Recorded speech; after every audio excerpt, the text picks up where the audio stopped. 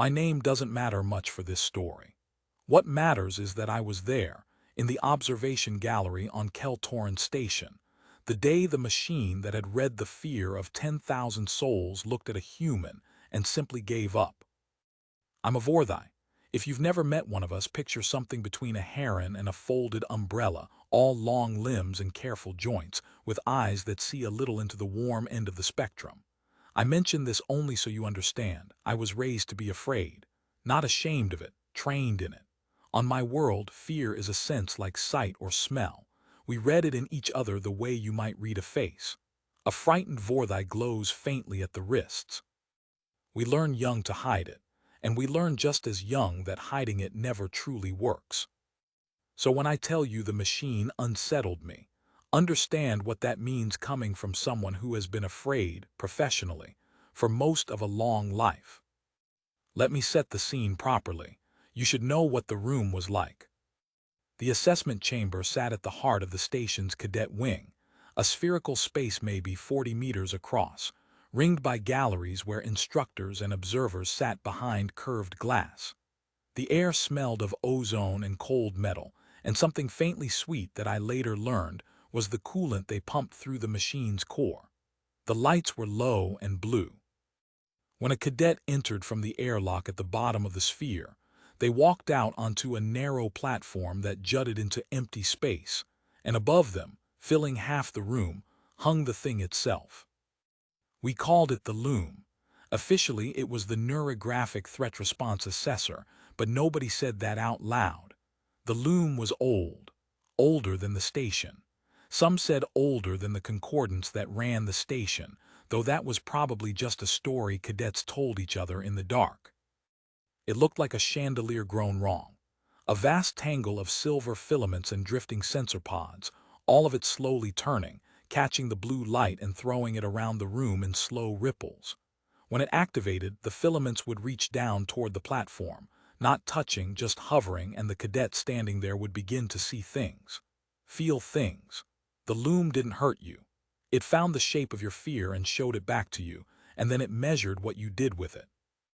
Every species that joined the concordance sent cadets through the Loom. It was how you earned a posting on a joint crew. The idea was simple enough. Out in the dark between stars, when something goes wrong, the crew needs to know how each of them breaks. Better to learn it in a controlled room than in a hull breach. I'd watched maybe 300 assessments by the time the humans arrived. I was an assistant to the chief assessor, a dren named Alec who had a voice like gravel settling and a heart, I think, kinder than he ever let on. My job was to log the results, note the physiological data, and keep my mouth shut. I was good at all three. I want to tell you about the ones I watched, before the human, because you can't understand what happened next without them. There was a Dren cadet, young, all shell and bravado, who walked onto the platform like she owned it. The Loom reached down. Within 30 seconds she was on her knees, hands over her head, screaming at something none of us could see. The Loom found the thing she feared most, and for her it was drowning, slow water. The Dren are a desert people. They fear the sea the way we Vorthai fear the open sky. She recovered eventually. They usually do. Her result came up on the display, a long string of numbers, a threat response curve, and a final classification. Flight dominant, within parameters. That's the thing you have to understand. Everyone got a result. The Loom had never once in all its centuries failed to classify a mind. It was the whole point of the machine. It could look into anything that thought and feared and give you back a clean, cold answer. Fight, flight, freeze, some blend of the three plotted on a curve filed away. There was a Sethite cadet, one of the crystalline folk, whose fear turned out to be silence, the total absence of the resonance song their people live inside. When the Loom showed it to him, when it wrapped him in that perfect nothing, he went so still we thought the machine had killed him. Freeze dominant, within parameters. There was a coral, huge and armored, who charged the projection of his own dead brood father and struck the empty air until his knuckles bled. Fight dominant, within parameters. Everyone had a shape, everyone had a number, the Loom saw them all. And then the humans came. I remember the day the Concordance transport docked because Alec had been in a foul mood all cycle. Humans were new to the Concordance then, only a few years since first contact, still a curiosity, still a species most of us had heard of but never met. There were rumors, of course. There are always rumors about the new ones, that humans were fragile, that they were fast healers, that they'd fought 100 wars among themselves before they ever left their own atmosphere, and had gotten disturbingly good at it. I didn't believe most of it.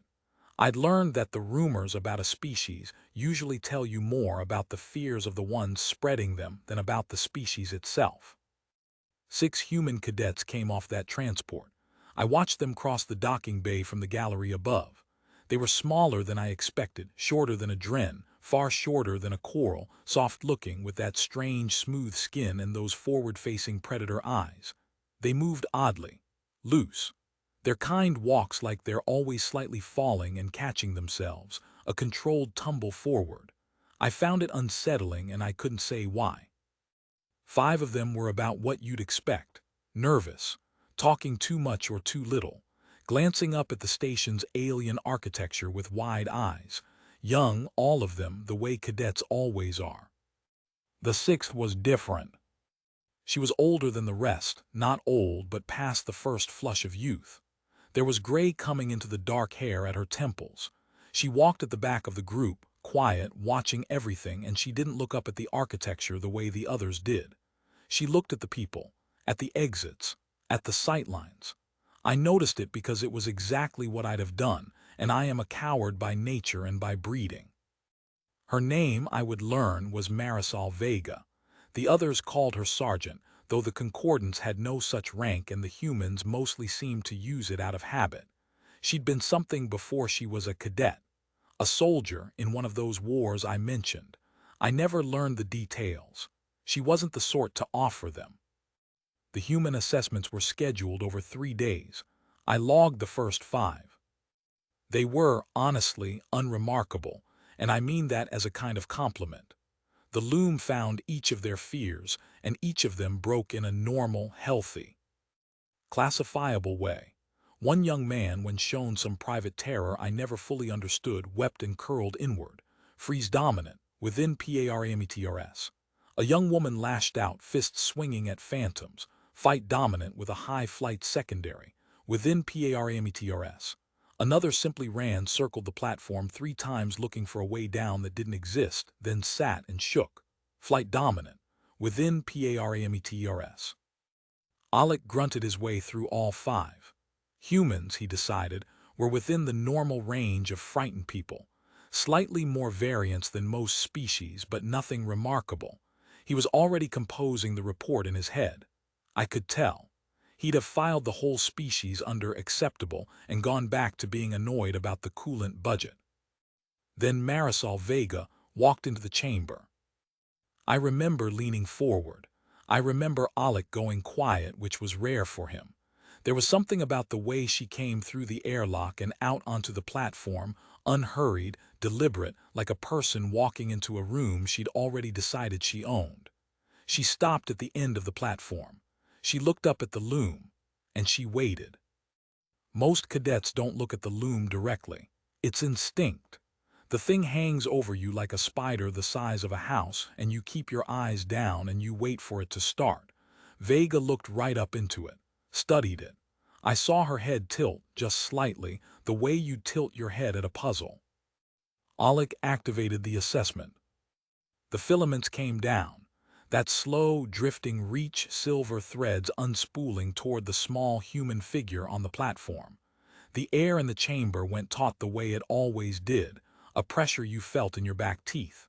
The sensor pods clustered. The Loom began its work. I watched the primary display, where the readouts scroll. Normally, within the first 10 seconds, you see the fear signature begin to resolve. The machine finds the thread and starts to pull, and the numbers start to climb, and you can watch a person's deepest terror take shape as data before it ever takes shape in their mind. The numbers climbed, then they stopped, then they scattered. I'd never seen the readout do that. It looked like static, Like the machine had reached into her and found, not nothing, that wasn't it, found too much, or found something it didn't have a category for. Down on the platform, Vega's expression changed. I was watching her face on the clothes feed. Whatever the loom was showing her, it had found something. Her jaw tightened. Her breathing changed. I could see it in the biometric overlay, her heart rate climbing, real fear entering her body. So the machine was working. It had found her fear. It was showing it to her. But the classification wouldn't resolve. Alec leaned over my station. "What is that?" he said, not a question. His voice had gone very flat. "I don't know," I said. "The signature's not stabilizing." "Push it." I didn't want to. I want to be honest with you about that. Something in me, some old instinct at the base of my spine, was telling me to shut the machine down and let the human off the platform. But Alec was the chief assessor, and I was the one who kept his mouth shut and did as he said, so I pushed the assessment deeper. The loom reached further into her. And down on the platform, Marisol Vega did something I had never seen a cadet do. She started to move. Not running, not the panicked circling of the young man from the day before.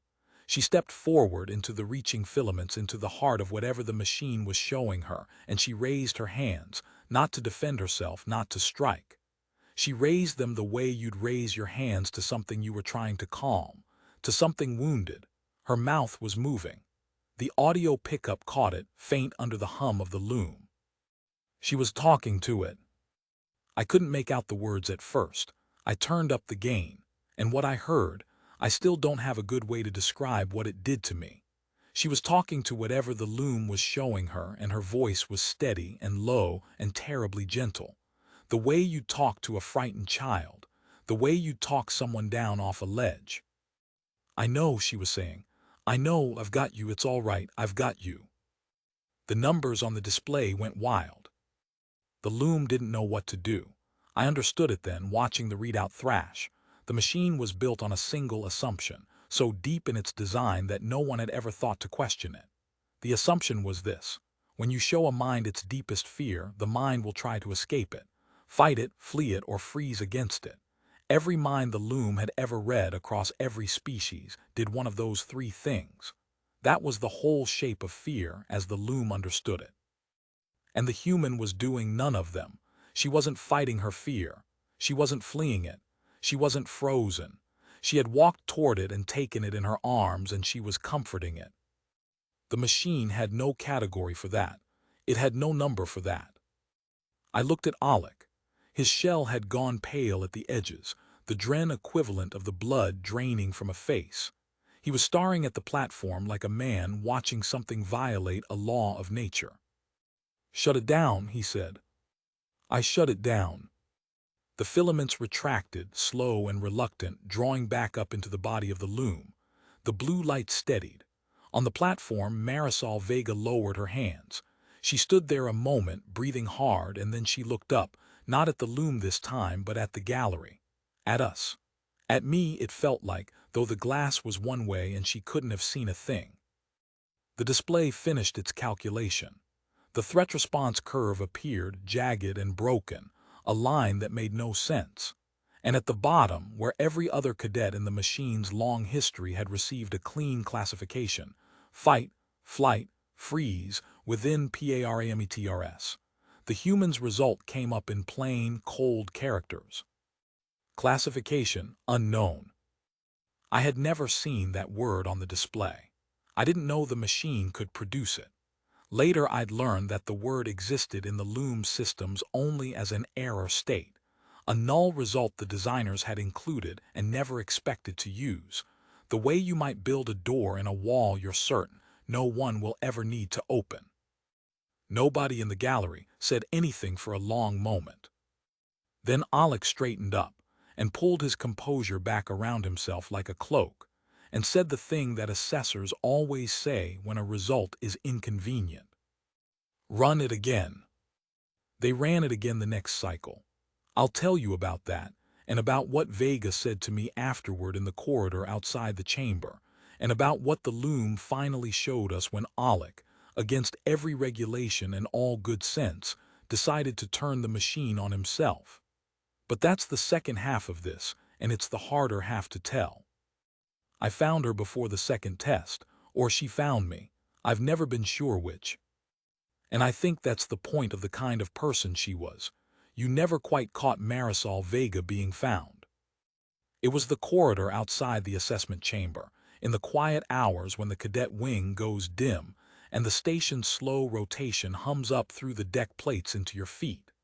I'd stayed late logging the day's data, running and rerunning the readout from her assessment, trying to make the numbers mean something. They wouldn't. I'd finally given up and gone to walk the ring, the way I do when a thing sits wrong in me. And there she was, sitting on the floor with her back against the wall outside the chamber, looking at the sealed door. I stopped. I hadn't expected anyone. A frightened Vorthai glows at the wrists, I've told you that, and I felt the heat bloom start under my skin before I could stop it, the reflex, the tell. She saw it. Of course she saw it. Those forward-facing eyes missed nothing. "You're one of the ones behind the glass," she said, not a question. I could have lied. I was good at keeping my mouth shut, and keeping my mouth shut is a cousin of lying. But there's something about being seen clearly by a person who isn't going to hold it against you. It loosens the tongue. "I log the results," I said. "I don't decide anything." "No," she agreed mildly. "The ones who log are never the ones who decide. That's how they keep the logs honest."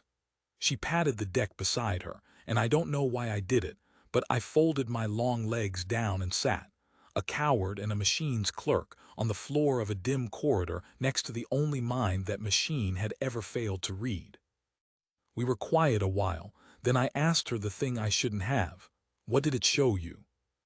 She was quiet a while longer. When she answered, she didn't look at me. She looked at the door. "Everybody it's shown," she said. "That's the short version. It went looking for the worst thing in me, and the worst thing in me isn't a fire or a flood or a dead father. The worst thing in me is all of them.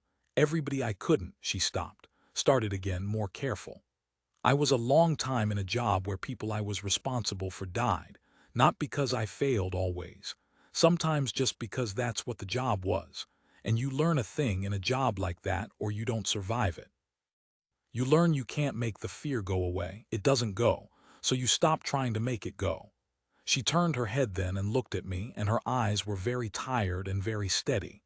"You pick it up. You carry it. You talk to it like it's one of yours, because it is. It's just another frightened thing that needs somebody to tell it it's not alone." I didn't say anything. I couldn't. On my world, we spend our whole lives learning to hide the glow at our wrists, to run from the fear before anyone can see it on us.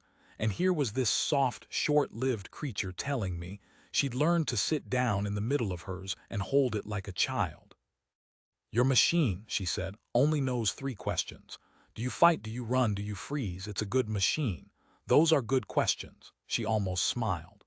"But there's a 4th thing a person can do with fear, and it never thought to ask, because most things that are afraid can't do it, and the ones who can don't usually end up in a testing chair. You can hold it. You can be afraid and stay. That's all courage ever was, kid. It was never not being afraid. Anybody who tells you they weren't afraid is selling you something. It's being afraid and staying anyway. It's picking the fear up and carrying it toward the thing instead of away." She stood then, with a soldier's economy, one motion up off the floor, looked down at me, still sitting there with my wrists gone bright as lamps. "You're afraid right now," she said, gently, not unkind. "I'm always afraid," I said. It was the truest thing I'd said in years. "I know," she said. "I saw it the second you came around the corner." And then she said the thing I've carried ever since, the thing I told you was coming. She crouched back down so we were eye to eye, and she put one warm human hand on my long, cold arm, right over the glow, over the tell I'd spent my whole life trying to hide, and she said, "That's not the thing that's wrong with you. That's the thing that's right. The glow just means you've got something worth being afraid of losing. Stop running from it. Turn around. Pick it up." Then she walked away down the dim curve of the corridor, unhurried, deliberate. and the door to the chamber sat there in front of me, and I stayed on the floor a long time with my wrists burning, feeling, for the first time in my life, not ashamed of the light. The second test was the next cycle. Alec ran it himself, full depth, deeper than protocol allowed, deeper than I'd ever seen him take the machine. His jaw was set. He hadn't slept. I could see it in the gray of his shell. He'd spent the night the way I'd spent mine, I think, staring at a thing that wouldn't resolve except where I'd found the human in a corridor and let her turn me over like a stone. He'd found only the readout and his own long pride, and pride is a colder companion. Vega walked out onto the platform, looked up into the loom, waited. The filaments came down. And this time, this is the part I've never been able to fully explain, and I was there. I watched the raw feed 100 times since. This time the machine didn't go looking for her fear. It already knew where that was. It had been there. Instead, the readout did something new. The numbers didn't scatter. They steadied. They aligned slow into a shape I'd never seen on that display, and I realized with a chill running the length of my spine that the loom had stopped trying to classify her. It was learning her. The filaments hung around her, not reaching in, but open, turned outward, palms out if a machine can be said to have palms. And Marisol Vega raised her hands the same way she had the day before, slow and gentle, and this time she wasn't comforting a phantom the machine had conjured. This time, I would swear to you on the light in my own wrists, she was comforting the machine. "There you are," she said softly. "It's all right, I know. You've read 10,000 of us and every one of us was running. You started to think that's all there was. Fight, run, freeze. You started to think fear was just a thing that makes people leave." Her voice was so gentle. "It's all right. I'm not going to run. I'm right here. You can stop now." The readout resolved. And on the display, where the day before there had been only the cold null word, a new curve appeared. Clean. Whole. A shape the loom had built for the first time in its centuries, a fourth channel drawn fresh alongside the three it had always known. Alec made a sound I'd never heard a dren make, and at the bottom of the readout in the plain characters that had classified 10,000 souls, the machine gave its answer. Classification, witness. Not fight, not flight, not freeze. A word the machine made up, because it needed one and didn't have one. The state of a mind that meets the worst thing and neither destroys it nor flees it nor locks against it, but stays, bears it, holds it and holds steady, witnesses. The machine had reached into a human looking for a way she'd break, and instead it had learned a way a person could refuse to. Alec shut it down himself. His hands were shaking.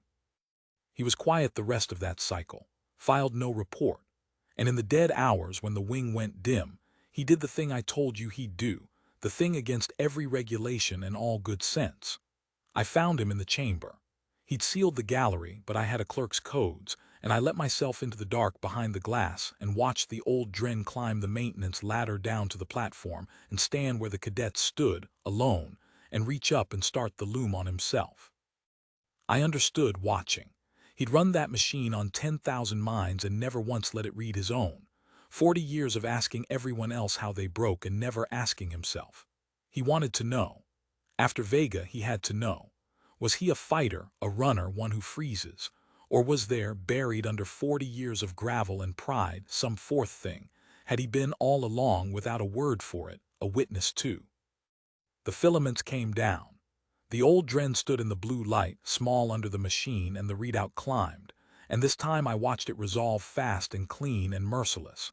His fear was simple in the end. It was the machine. It was the fear that the thing he'd trusted his whole life, the cold, sure instrument he'd used to sort every frightened soul that came through his room, had been asking the wrong question the entire time. That he'd stamped 10,000 people with 3 small words when there had always been a fourth, and he'd sent home, over 40 years, who knew how many unknowns he'd never had the eyes to see. That he'd spent his life as an instrument of a machine that couldn't imagine courage. The readout resolved, flight dominant, within parameters. He ran, even from that. Even standing on the platform having chosen it, when the machine showed Alec his worst fear, The old assessor's mind did what it had always done, what he'd stamped on 10,000 others. It turned to flee. And I watched him understand it. I watched the old Dren read his own result on the display he'd read all his life, and I watched something go out of him gently, like a light lowered rather than snuffed. He climbed back up the ladder. He didn't know I was there, and I never told him. But the next cycle, he filed his report on the human cadet Marisol Vega, and I logged it, and I have it still. It didn't say unknown. It didn't say witness, even though that word went quietly into the Loom's memory and stayed. A fourth door that has opened, I'm told, a handful of times since, always for a human, never yet for anyone else. Alec's report said one line, in the assessor's own hand, in the space where the recommendation goes. Recommend this one, teach the rest of us. Marisol Vega took her posting on a joint crew, out in the deep dark where hulls crack and reactors sing wrong. I don't know what became of her. People like her don't tend to send letters. But I like to think when the bad night came, and it always comes out there, when the air was going and the young ones around her were doing the three things frightened people do, I like to think she raised her hands the way she raised them on the platform. Slow, gentle, palms out. And I like to think she told the dark the same thing she told the machine, the same thing she told a coward on a corridor floor with his wrists burning. I've got you, it's all right, I'm not going to run. As for me, I still glow at the wrists.